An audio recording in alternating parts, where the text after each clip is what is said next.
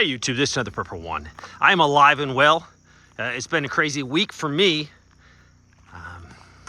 We originally went up to New York City. Well, we went up near Baltimore, and then we went with some family members to New York City just to see all the sights. 9/11, Statue of Liberty.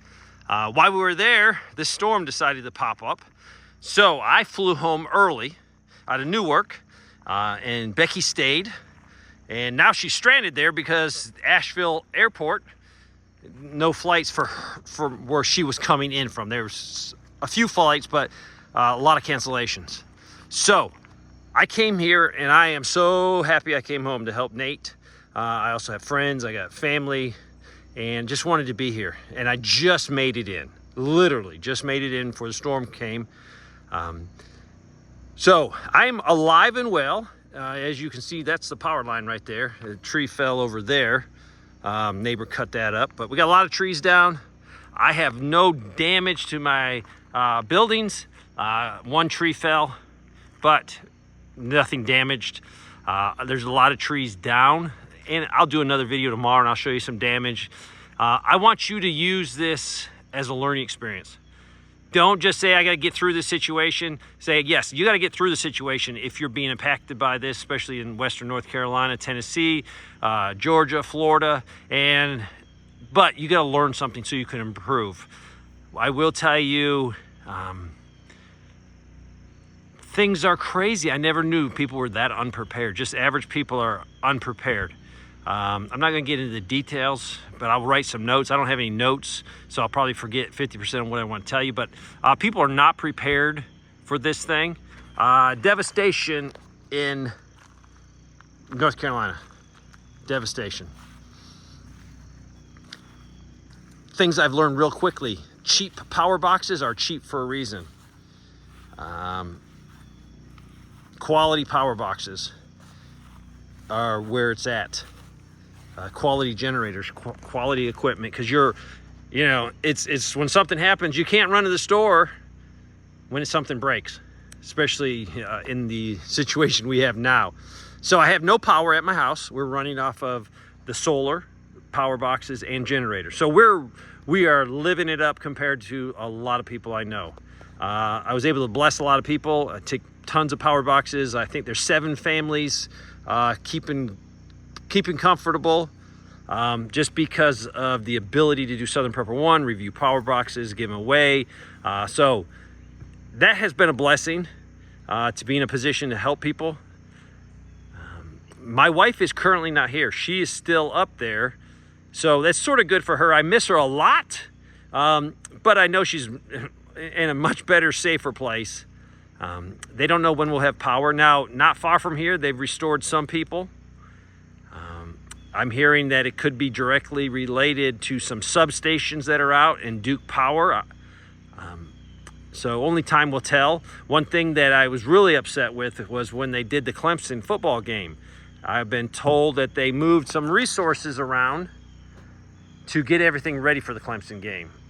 And to me, what happened was tens of thousands of people came into our community, which was devastated. Took up valuable food, took up valuable gas, took up valuable hotel rooms. I think they should have canceled the game. They were not concerned about local people, that's for sure. But Clemson wants, I guess, that money. Instead of rescheduling, they did it. And it definitely affected, because resources had to be pulled away to take care of that amount of people. So I hope you're doing fine. A lot of you aren't even in an affected area. You're all around the United States. But I'll be making a list of things I've learned. It's motivated me to be a better prepper.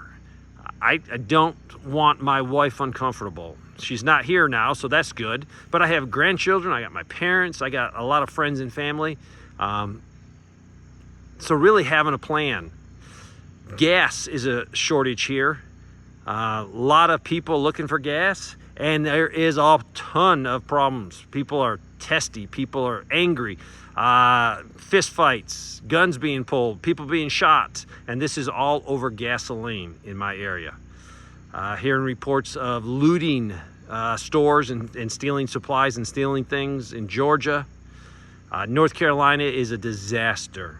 Towns have been wiped off the face of the earth. People are missing. They're saying 1,000 people are missing, but now these people, hard to find them because there's no cell phones, there's no radio communication, there's nothing. Civilization has been erased in some parts of North Carolina. But I'm seeing how people are being angry here, upset, testy, and this is a minor problem. This isn't a United States problem like an EMP or a cyber where it takes the power grid down.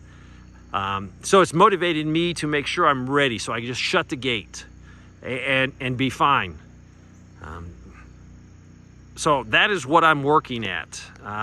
What can I learn from this situation? And I'll be posting things that I've learned, and just things, you know, cooking in a house with a propane oven and stove. It's easy, it's good, but it does heat up the kitchen.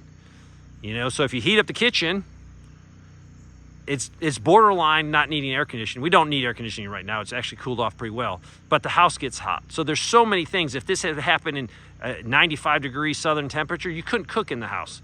So, you know, the cooking outside, are you prepared for that yourself? But I have found that people were not prepared at all.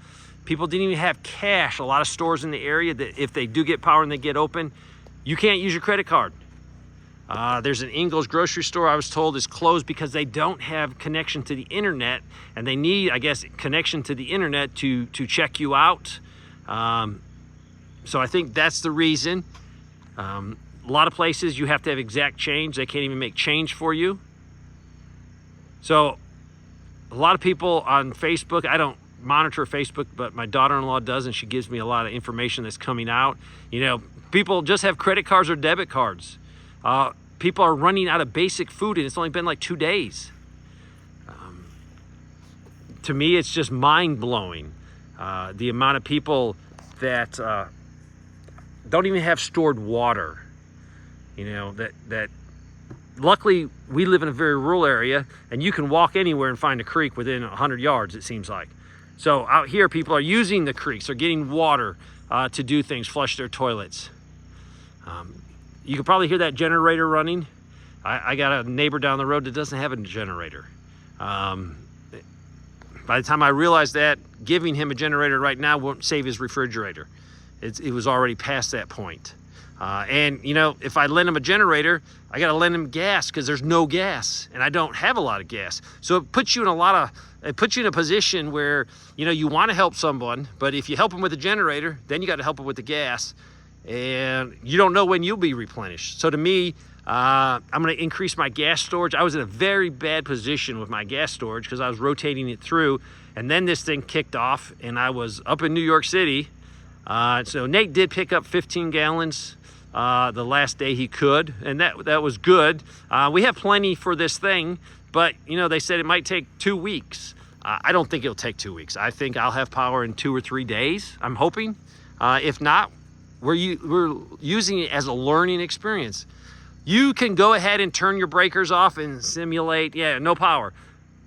When it really happens, it gives you the real thing. It gives you the opportunity to have a scrimmage game. And then evaluate yourself. If you're not comfortable, figure out what will make you comfortable, especially if you have a wife, kids, elderly people in your family. A lot of learning experience, but I am fine. There's been a lot of deaths. There's a lot of missing people. I've never seen it rain so much, but I will show you some damage tomorrow. I've gotten some video of some around here locally, and I will get some time. Right now I'm a prepper, not a YouTube prepper. I'm a prepper. I'm getting things done, helping people in the area. My son is helping people a lot. He's going out, assisting them with generators, with power boxes, whatever they need. And I'm staying here holding the fort down, trying to get as much sun on my panels, trying to maximize it because it's been cloudy. It was cloudy for like 4 or 5 days before I left. Gas is great, but that sun is free. Hopefully tomorrow we get a bunch of sun so I can bring back my solar, top it off. They're saying that there's a potential area in the the Gulf that could turn into another hurricane. So hopefully it doesn't. And if it does, hopefully it doesn't head up my way. Thanks for watching.